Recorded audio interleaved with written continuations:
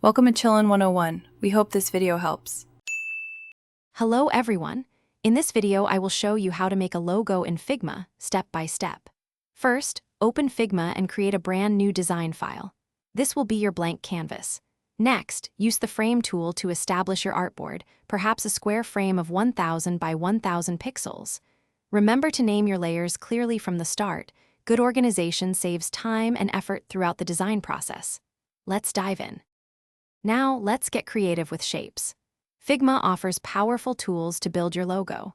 Start by dragging basic shapes like rectangles, ellipses, and polygons onto your canvas. You can then combine these using Boolean operations. Think of uniting two circles to form a pill shape, or subtracting one shape from another to create a cutout. For more intricate designs, the pen tool allows you to draw custom vector paths with precision, giving you full control over every curve and point. With your shapes in place, it's time to bring your logo to life with color and typography.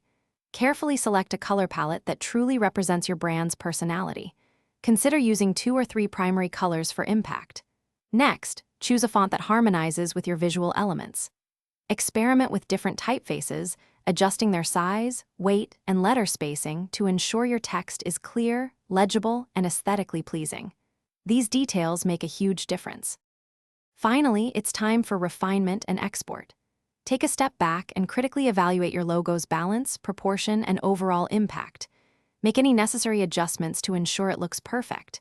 Consider creating several versions, such as a horizontal layout, a vertical stack, and a favicon for different uses.